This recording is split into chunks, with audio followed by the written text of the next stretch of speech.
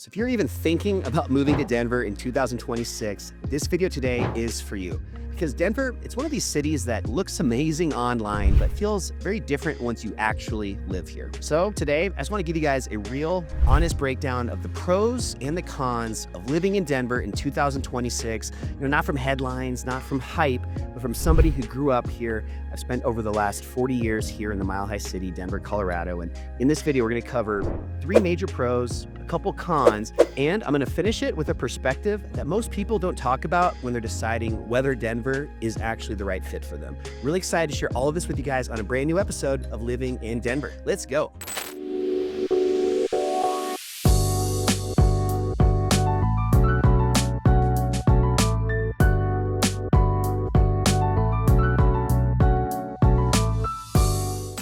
All right, so before we get started, just really quick, all that info down below, feel free to reach out after you watch this video. I'm a local, I love Denver, I love connecting with you guys. So if you have any questions, reach out, and I've got a lot of other valuable resources I can share with you too. But enough about that, let's go ahead and get started with the first pro of why Denver's awesome, still in my opinion, and that is gonna be the weather and the seasons, but with a 2026 twist. Believe it or not, Denver weather is actually one of the most understood things about living here. A lot of people hear Colorado and they picture the endless snow in the winter months, these very brutal winters with lots of snow, hard to get around and drive, and maybe being stuck indoors for several months. And also they hear about the 300 days of sunshine a year. So there's just all of these things that you always hear about Colorado, but I'm gonna give it to you guys straight here. Here is the reality. The weather swings in Denver, they can change dramatically fast. And lately, they've been dramatic in a good way. And that's why I wanted to start off with this as my first pro, even though it is something that maybe you've already heard before, talked about. I want to give you guys this little twist on it today. I'm filming this right now at the start of the new year, first few weeks of January, and we've been hit with this crazy weather. It's barely even snowed so far this year. The ski areas have actually been reporting that it's been one of the worst initial snowfalls that they have on record. And even here down in Denver, where we're used to having the weather right now be in the 30s, we're having a 60-degree day outside today. Yesterday it was almost 65. So every time that I start talking to people considering moving here, man, weather's always a topic, and that's why I wanted to start off with it, but in a pro or a positive light. So if weather anxiety has been one of these things keeping you guys on the fence about Denver, I think this is really important to consider because there's a lot of sunshine, but there's also a lot of dry air and snow at times, but it does melt really, really quickly instead of lingering for weeks at a time like other parts of the country. You might shovel snow in the morning and be walking your dog with a t-shirt on in the afternoon. That's how crazy the weather is here in Denver, and I love that. I love the variety that we have here. It's a big reason why so many people fall in love with Colorado and Denver specifically, and it's definitely a reason that I stick around and stay here. And not just the weather, but also the seasons. The seasons are something that we're so lucky to have here in Colorado because we have all 4, and all 4 of them are awesome in their own respects. When I used to live up in the mountains, I lived in Aspen for about 15 years, and the fall up there was my favorite time of year. It was just a beautiful time of year to be up in the mountains. And down in Denver, I'm really starting to also enjoy not just the fall, but also the spring. So just every time of year is special in its own way, whether it be picking up new hobbies and activities. Maybe you guys are moving out from a state that doesn't have snow in the mountains. Maybe skiing is a big one for you. Well, you're gonna really enjoy that time of year. But what's great is if you don't like skiing, you have to wait a couple months and then you got something new to look forward to, a new season, a new opportunity to try something different and new and just enjoy life. It really keeps everybody that lives in Colorado and Denver just really enjoying life and all that it has to offer, trying new things, just all that good stuff. So that's why I wanted to put this as my first pro. Just the weather and the seasons are something that I personally would never trade in and love about living here in the Mile High City, Denver, Colorado. So the second pro that I'm gonna share with you guys is something in 2026 that you might not be expecting to hear, and that's that Denver has cooled off a bit when it comes to real estate and just the interest and the buyer activity, as well as seller activity, but specifically the interest of buyers. The interest of people relocating or moving to Denver has really dramatically shifted over the last couple years. We're seeing a lot fewer people moving here than during those peak years a few years ago. And I actually have some proof behind this to show you guys. And U-Haul, if you haven't watched any of my other videos yet, I've done this a couple other times just because it is so valuable in my opinion. But U-Haul puts out a moving index every year. And what better company than U-Haul to do this, since they see so many people moving all over the country. So it's a great resource in my opinion. And always in the past, Denver was in the top, or I should say Colorado was in the top 10 states in the country, or the top 20% of states that people were relocating to. Well, in the 2024 U-Haul Index, and I'm excited to see what happens in the new one that's going to be hopefully released soon for 2025.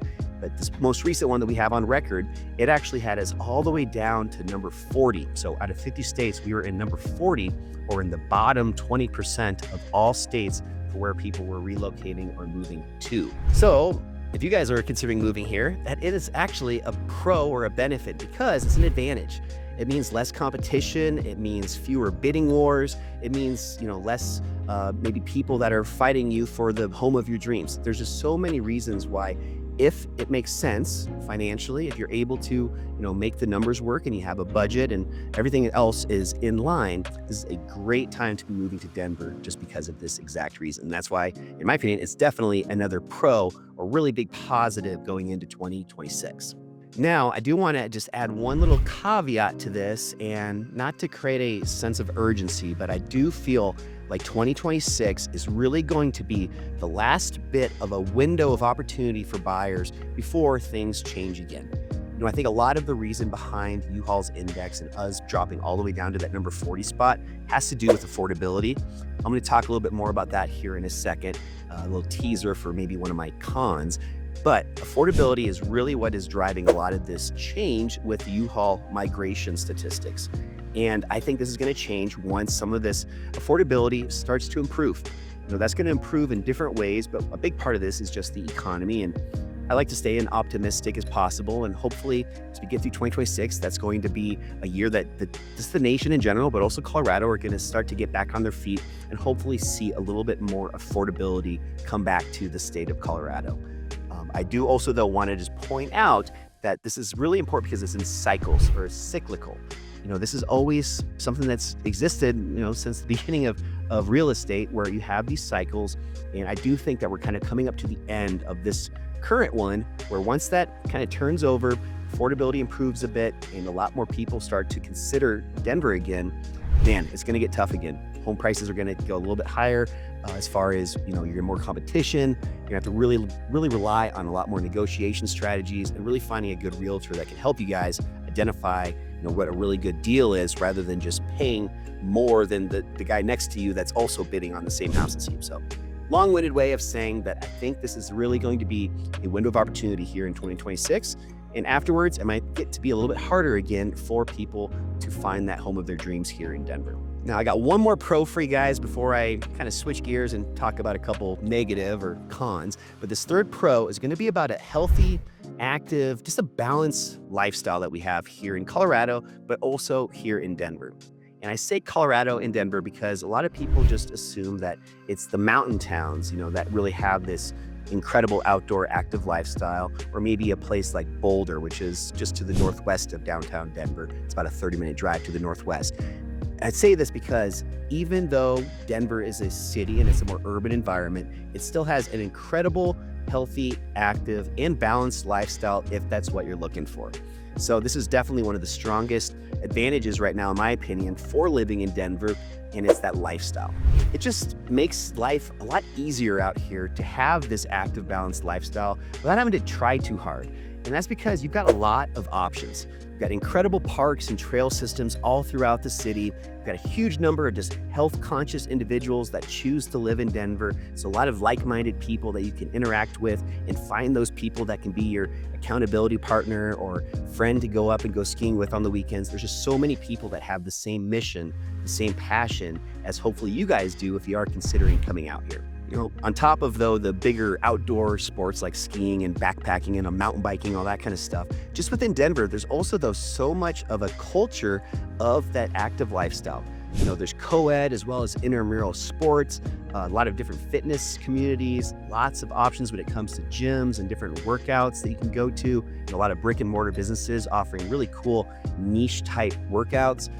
Just as an example, one that my girlfriend and I used to go to was Rumble, and it's actually located in Cherry Creek North.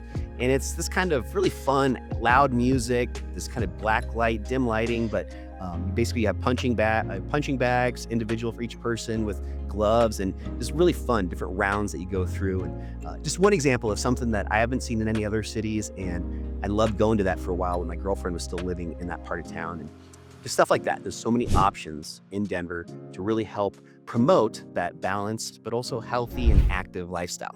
And just one last kind of little point to just an icing or a cherry on top for this point is that it's not just about the city of Denver, that urban lifestyle. It also does have to do with how we are so close to the foothills and to the mountains.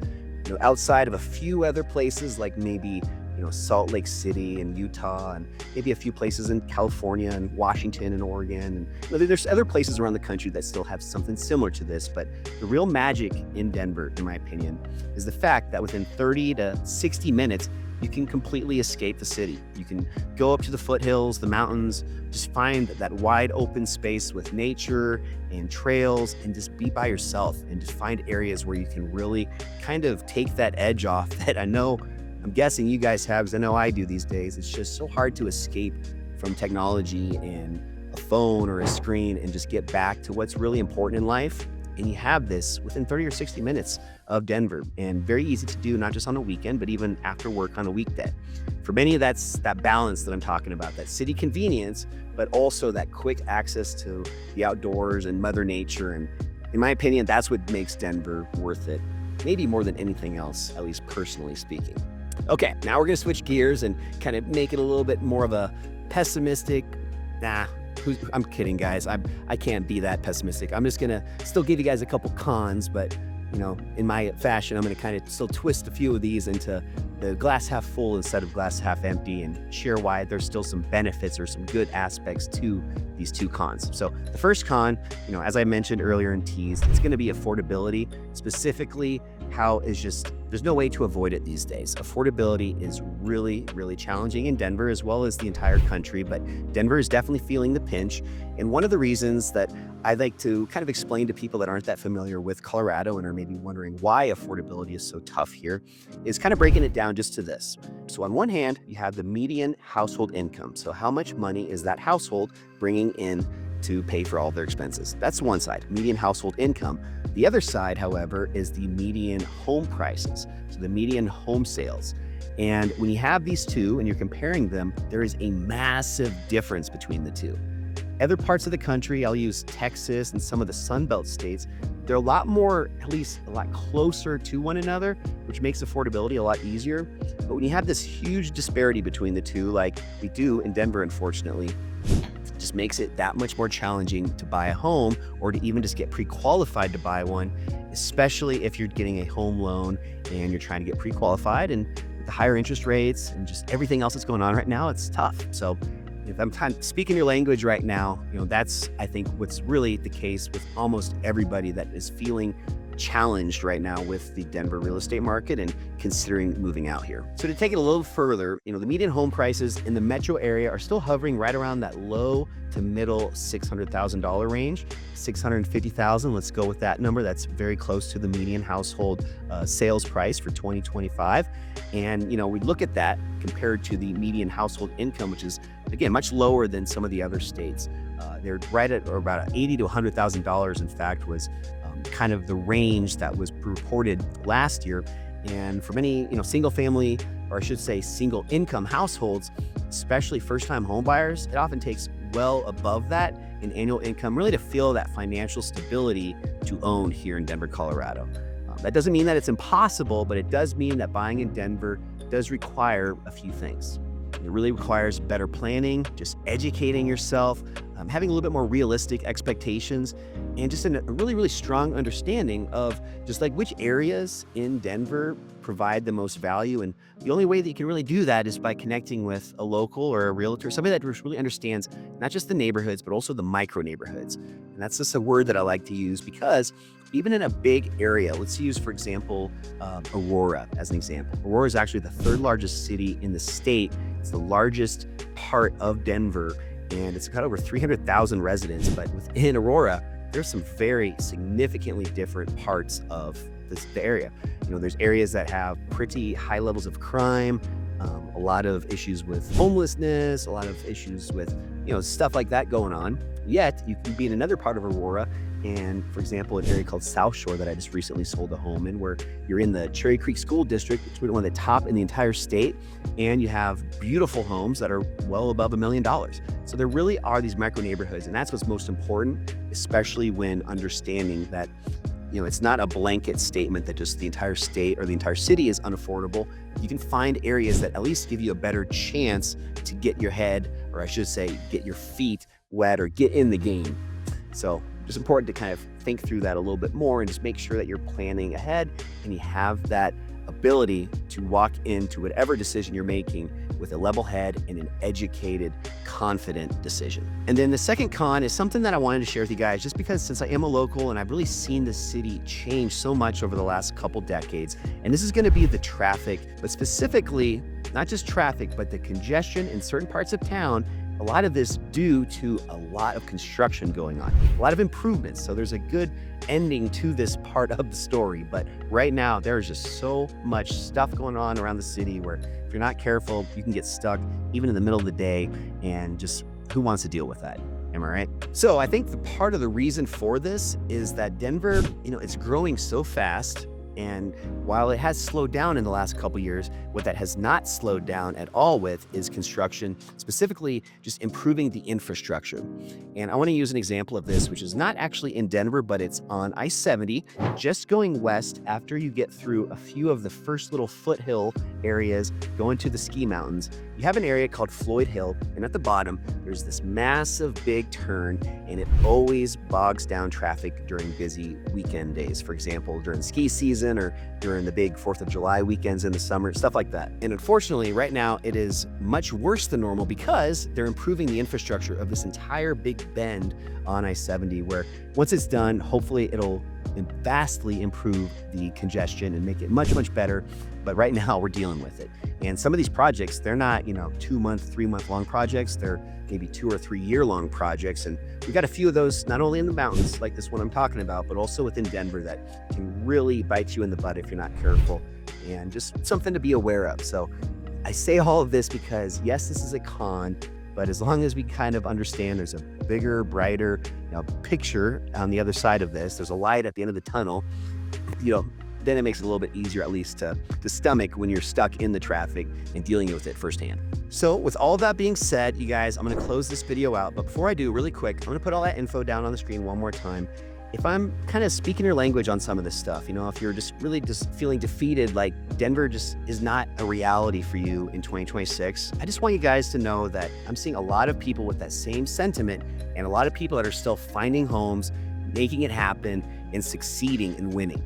So if you guys are maybe, feeling that way, I would love to still connect with you guys. So feel free to reach out. But also I have monthly live, they're free online Denver homebuyer webinars. So I'll also put the link down below in the show notes, but it's webinar.adamsellsdenver.com. And on these webinars, they're limited seats. Make sure you guys sign up in advance. But what we do is we go through in about an hour all kinds of stuff related, not just specifically to Denver, but just the home buying process, what areas are really popping off and really, finding great opportunities and great deals for people, and just talking through some strategies. Denver is maybe not the same as where you're currently living, and there's certain negotiation strategies that might be different from what needs to happen in the other state that you're coming from. So there's really, really good content in these webinars. So I'd love to have you guys on the next one. So again, click the link down in the notes below, or just go to webinar.adamsellsdenver.com. I really hope to see you guys on that one. But with all that being said, hope you have a great rest of your day, a great rest of your week. I can't wait to see you guys next time on a brand new episode of Living in Denver. I'll see you guys then. Bye.